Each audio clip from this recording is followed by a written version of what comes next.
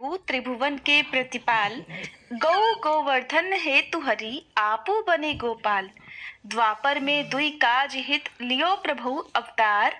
एक गौ सेवा दूसरो भूतल को उद्धार।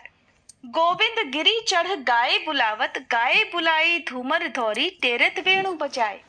आगे गाय पाछे गाय इत गाय उत गाय। गोविंद को गायन में बसी बहु भावे। गायन के संग धावे गायन में सचुपावे। गायन की खुर रेणु अंग लपटावे। गायन सो ब्रज छायो वैकुंठ बिसरायो। गायन के हेत कर गिरी ले उठावे। छीत स्वामी गिरधारी विठलेस बपुधारी। ग्वारिया को भेष धरे गायन में आवे। हरे कृष्णा। आप सभी को गोपाष्टमी की बहुत बहुत शुभकामनाएं। गोपाष्टमी का ये पावन अवसर भगवान श्री कृष्ण और ग्वालों की गौ सेवा की भावना को समर्पित है। इस दिन हम श्री कृष्ण के उस रूप का स्मरण करते हैं जब उन्होंने गौओं की देखभाल और ग्वालों के साथ मिलकर उनके संरक्षण का व्रत लिया था। आइए श्रोताओं, आज की इस दिव्य कथा के माध्यम से गौ सेवा का महत्व समझें और इस परंपरा का पालन करें।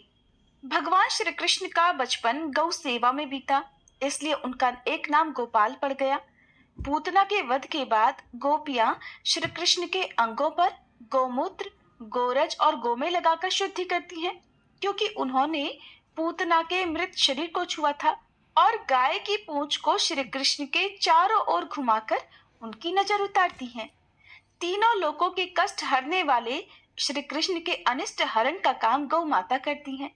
जब जब श्री कृष्ण पर कोई संकट आया, नंद बाबा और यशोदा मैया ब्राह्मणों को स्वर्ण, वस्त्र और पुष्पमाला से सजी गायों का दान करते थे। यह है गौ माता की महिमा और श्री कृष्ण के जीवन में उनका महत्व। वे व्रजराज किशोर व्रज के वनोपवनों में, गिरिराज की मनोरम घाटियों में और कालिंदी के कमनी कूलों पर नंगे पांव गोप समूहों के साथ गौओं के पीछे पीछे घूमा करते थे। नंद बाबा के घर सैकड़ों ग्वाल बाल सेवक थे, लेकिन श्री कृष्ण तो गौओं को दुहने का काम भी स्वयं ही करना चाहते थे।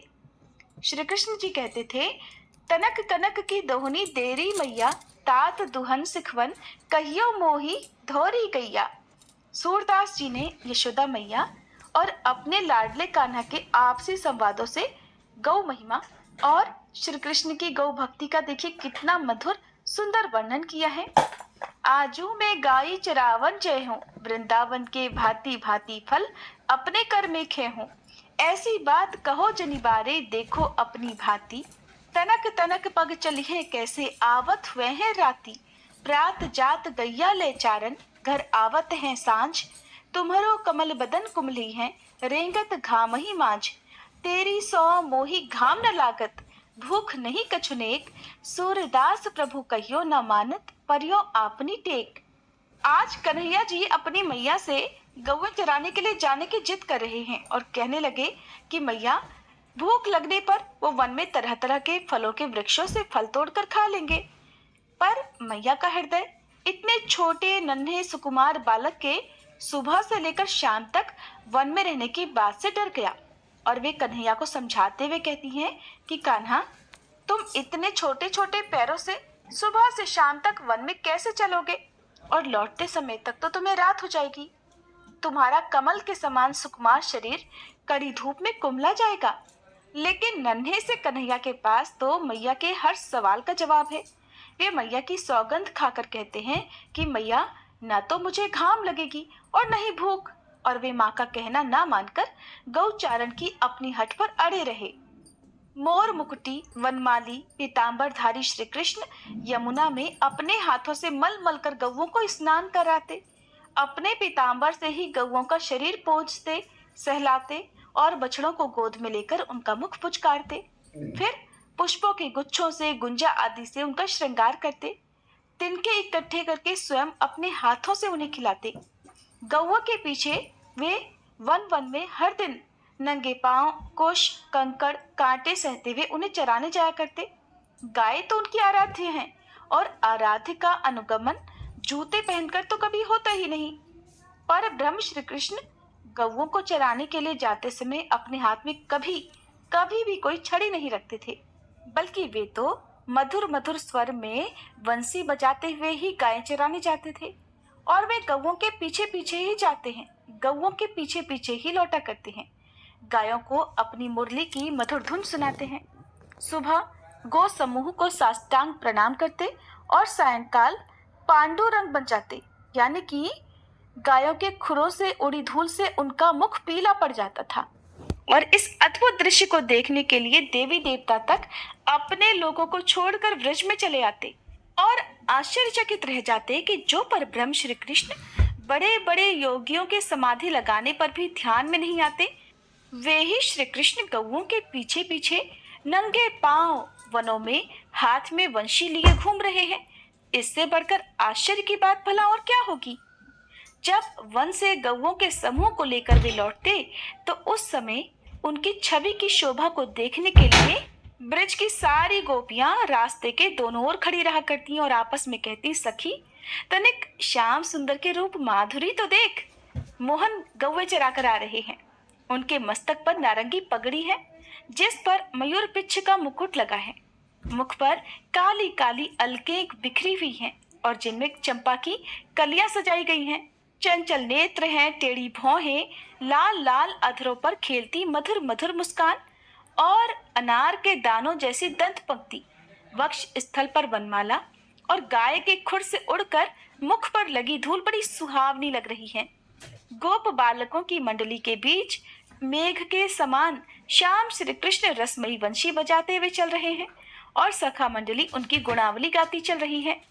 गेरू आदि से चित्रित सुंदर नट के समान वेश में ये नवल किशोर मस्त गजराज की तरह चलते हुए आ रहे हैं। चलते समय उनकी कमर में करधनी के किंकड़ी और चरणों के नुपुरों के साथ गौओं के गले में बंधी घंटियों की मधुर ध्वनि, ये सब मिलकर मानो कानों में अमृत खोल रहे हो। इस सांवले सुकुमार की चितवन में, चंद्रिका में, मुरली में ऐसी कौन सी मोहिनी है जो इनको देखते ही सुर, नर, मुनि, खग, मृग सब के सब मोहित हो जाते हैं और हमारा मन कभी भी घर में नहीं लगता। और श्री कृष्ण को तो केवल गौओं से ही नहीं बल्कि गोरस यानी दूध, दही, मक्खन आदि से भी अद्भुत प्रेम था। जितना प्रेम उन्हें गौओं से था उतना ही गोरस से भी था और उस प्रेम के कारण ही श्री कृष्ण गोरस की चोरी भी किया करते थे। श्री कृष्ण द्वारा 11 वर्ष की अवस्था में मुस्तिक, चाणूर, कुवलयापीठ हाथी और कंस का वध गोरस के अद्भुत चमत्कार के ही प्रमाण हैं। और इसी गोदुग्ध का पान कर भगवान श्री कृष्ण ने दिव्य गीता रूपी अमृत संसार को दिया था। और श्री कृष्ण ने गौ माता की रक्षा के लिए क्या क्या नहीं किया।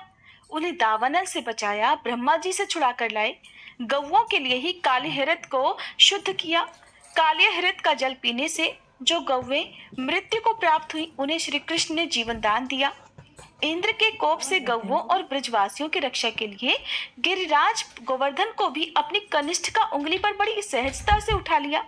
तब देवराज इंद्र ने ऐरावत हाथी की सूंड के द्वारा लाए गए आकाश गंगा के जल से और कामधेनु ने अपने दूध से उनका अभिषेक किया और कहा कि जिस प्रकार देवों के राजा देवेंद्र हैं उसी तरह हे कृष्ण आप हमारे राजा गोविंद हैं। और भगवान श्री कृष्ण ने ही गोधन की 100 शपथ प्रचलित कराई। वंशी की धुन से हर गाय का नाम ले लेकर वे उन्हें पुकारते थे और वंशी की मधुर धुन सुनकर चाहे वे गौएं कितनी भी दूर क्यों ना हो, दौड़कर एक ही क्षण में कृष्ण के पास पहुंच जाती और चारों ओर से उनको घेर कर खड़ी हो जाती थी। मान्यताओं के अनुसार गाय में 33 कोटि देवी देवताओं का वास होता है और हिंदू धर्म में गाय को माता का दर्जा दिया गया है और इनकी पूजा भी की जाती है। गोपाष्टमी के दिन गाय और गोविंद की विधि अनुसार पूजा करने से धन और सुख समृद्धि में वृद्धि होती है। गोपाष्टमी की तिथि को लेकर मान्यता है कि इसी दिन श्री कृष्ण जी गौचारण के लिए पहली बार घर से निकले थे। वैसे तो मैया यशोदा जी श्री कृष्ण को प्रेमवश कभी भी गौचारण के लिए नहीं जाने देती थी। सोचती थी कि कान्हा अभी बहुत छोटे हैं, लेकिन एक दिन कन्हैया ने जिद पकड़ ली और कन्हैया ने इसी जिद के चलते गौ चराने के लिए जाने के लिए कहा। तब यशोदा जी ने ऋषि शांडिल्य जी से कहकर मुहूर्त निकलवाया और पूजन के लिए अपने कान्हा को गौ चराने के लिए भेजा था। तभी से गोपाष्टमी को गैया और गोविंद की पूजा का विधान माना गया है। एक बार कान्हा जी जब 6 वर्ष के हुए तब उन्होंने अपनी मैया से कहा कि मैया, अब तो मैं बड़ा हो गया हूँ। तब उनकी मैया ने पूछा कि हाँ लल्ला, अब तो तुम बड़े हो गए हो, बताओ अब हमें क्या करना चाहिए। तब कान्हा ने कहा कि माँ, अब बछड़ों के साथ साथ गायों की भी मैं सेवा करना चाहता हूँ। मैया ने कहा ठीक है, तुम नंद बाबा से पूछ लो। मैया के ऐसा कहते ही कान्हा तो तुरंत पहुंच गए नंद बाबा के पास और एक ही सांस में नंद बाबा से सारी बात कह डाली। तब नंद बाबा कहने लगे कि लल्ला, अभी तुम बहुत छोटे हो, इसलिए अभी तो तुम बछड़े ही चराओ। लेकिन कान्हा जी जिद करते हुए कहने लगे, ना बाबा, अब मैं बछड़े नहीं चराऊंगा, मैं तो गौएं ही चराने के लिए जाया करूंगा। जब श्री कृष्ण नहीं माने तो नंद बाबा ने थक कर कहा और उनकी जिद के आगे हार गए। कहने लगे ठीक है लल्ला, तब तुम शांडिल्य ऋषि को बुला लाओ और वही गाय चराने का शुभ मुहूर्त देखकर बता देंगे, उसी दिन से तुम गौवें चराना आरंभ कर देना। श्री कृष्ण के मन में तो गौवें चराने के लिए इतनी उतावली थी कि वे झटपट शांडिल्य ऋषि के पास पहुंचे और एक ही सांस में उनसे भी सारा समाचार कह सुनाया। तब शांडिल्य मुनि ने कहा कि कान्हा, अभी तो गौचारण का कोई भी मुहूर्त नहीं है, कुछ दिनों के बाद मुहूर्त निकलेगा, तब तुम्हें बता देंगे, उस दिन से तुम गौवें चराना शुरू कर देना। लेकिन कान्हा जी भला किसी की बात कहाँ मानने वाले थे, उन्हें तो हर हाल में उसी क्षण से ही गौवें चराने जाना था। तब वे ऋषि से कहने लगे कि मुनिवर, अगर आप आज ही गौचारण का मुहूर्त निकलवा देंगे ना, तो मैं आपको बहुत सारा माखन दूंगा। अब शांडिल्य ऋषि भी कान्हा जी की बातों में आ गए। द्वापर युग में गौवें चराने का भी मुहूर्त निकाला जाता था। जो ग्वाल बाल थे, उनसे पूजा करवाने के बाद ही उन्हें गायों को सौंपा जाता था और फिर वे नन्हे नन्हे ग्वाल बाल वन में जाया करते थे अपनी गाय और बछड़ों को लेकर। तो यही विधान कान्हा जी को भी पूरा करना था और इसी परंपरा का पालन उन्हें भी करना था। अब शांडिल्य ऋषि नंद बाबा के महल में आ गए। नंद बाबा ने हाथ जोड़कर उन्हें प्रणाम किया और बैठने के लिए आसन दिया। नंद बाबा ने जब उन मुनि से पूछा कि मुनिवर, आप हमारे लल्ला के लिए कोई अच्छा सा शुभ मुहूर्त देखकर बताइए ना कि कब से गौचारण प्रारंभ करना चाहिए। तब कान्हा जी जो मुनि की तरफ ही देख रहे थे, तो उन्हें देखते ही मुनिवर बोल पड़े कि नंद बाबा, अभी तो आज का ही मुहूर्त निकल रहा है, इसके बाद तो अगले कई महीनों तक गौचारण का कोई मुहूर्त ही नहीं है। आप अपने कान्हा का गौचारण मुहूर्त आज से ही प्रारंभ करवा दीजिए। अब क्या था, झटपट महल में गौचारण की पूजा की तैयारियां होने लगी। मैया यशोदा ने अपने लल्ला का श्रृंगार किया, उन्हें नए वस्त्र पहनाए और उनके केशों में मोरपंख भी लगा दिया। अब जैसे ही वे नन्हे लल्ला के पैरों में जूतियां पहनाने लगी, तो कन्हैया जी बोले, मैया, तब तो ऐसी 1000 जूतियां भी आपको और बनानी पड़ेंगी। लल्ला की बात सुनकर मैया हैरान हो गई। बोले, कान्हा क्यों? तो कान्हा जी बोलने लगे, अरे मैया, पहले मेरी कौवे और उनके बछड़ों के लिए जूतियां लेकर आओ। जब वे मेरे साथ साथ वन में जाएंगी तो कम से कम उनके लिए भी तो जूतियां होनी चाहिए। वो नंगे पाँव जाएंगी तो उनके पाँव में भी तो कांटे कंकड़ पत्थर चुभेंगे ना। लल्ला की बात सुनकर यशोदा मैया तो हैरान रह गई और मुस्कुराते हुए लल्ला को समझाने लगी कि ना लल्ला, गौवें जूतियां नहीं पहनती, वो तो ऐसे ही जाया करती हैं। तब कान्हा जी कहने लगे, मैया, अगर मेरी गौवें जूतियां नहीं पहनती तो बताओ भला मैं कैसे पहन सकता हूँ? अगर पहना सकती हो तो पहले उन सभी को जूतियां पहना दो। अब भला गौवें क्यों जूतियां पहने? जब कान्हा की गौवों ने जूतियां नहीं पहनी तो कान्हा ने भी पैरों में जूतियां पहनने से इनकार कर दिया। इसके बाद तो कान्हा अपनी गौवों को लेकर नंगे पांव ही वन में गए और फिर जब तक भगवान वृंदावन में रहे उन्होंने कभी पांव में जूतियां नहीं पहनी। आगे आगे गाय और उनके पीछे पीछे मधुर बांसुरी बजाते हुए कान्हा चल रहे थे। भगवान श्री कृष्ण और कान्हा जी के यश का गान करते हुए ग्वाल गोपाल इस तरह से विहार करते हुए कान्हा जी ने उस वन में प्रवेश किया। तब से कान्हा जी की गौचारण लीला का आरंभ हुआ। उसी दिन भगवान ने गौचारण आरंभ किया और वह शुभ तिथि गोपाष्टमी कहलाई। कार्तिक शुक्ल अष्टमी के दिन प्रातः काल में उठकर नित्य कर्म से निवृत्त होकर स्नान करते हैं। प्रातः काल में ही गौओं को भी स्नान आदि कराकर गौ माता के अंगों में मेहंदी, हल्दी, रंग के छापे लगाकर उन्हें सजाया जाता है और इस दिन बछड़े सहित गाय की पूजा करने का विधान है। प्रातः काल में ही धूप, दीप, अक्षत, रोली, गुड़ आदि वस्त्र और जल से गाय का पूजन किया जाता है। धूप दीप से आरती उतारी जाती है। इस दिन कई व्यक्ति ग्वालों को उपहार आदि देकर उनका भी पूजन करते हैं। गौओं को खूब सजाया जाता है। इसके बाद गाय को चारा आदि देकर उनकी परिक्रमा करते हैं। परिक्रमा करने के बाद कुछ दूर तक गौओं के पीछे पीछे चलते हैं। संध्या काल में गौओं के जंगल से वापस लौटने पर उनके चरणों को धोकर तिलक लगाना चाहिए। ऐसी आस्था है कि गोपाष्टमी के दिन गौओं के नीचे से निकलने वालों को बड़ा पुण्य मिलता है और सभी पाप भी नष्ट हो जाते हैं। गौओं का समूह जहाँ बैठकर आराम से सांस लेता है, उस जगह से भी सभी पाप खत्म हो जाते हैं। गौओं को चारा खिलाने पर बहुत पुण्य मिलता है। ये पुण्य हवन या फिर यज्ञ करने के ही समान होता है। जिस घर में सभी सदस्यों के भोजन करने से पहले गाय के लिए भोजन निकाला जाता हो, उस परिवार में कभी अन्न धन की कमी नहीं होती। तो ऐसी है गौ माता की महिमा। ये थी गोपाष्टमी की कथा। उम्मीद है आपको पसंद आई होगी। अगर अच्छी लगी हो तो वीडियो को लाइक करके कमेंट बॉक्स में गौ माता की जय जरूर लिखिएगा।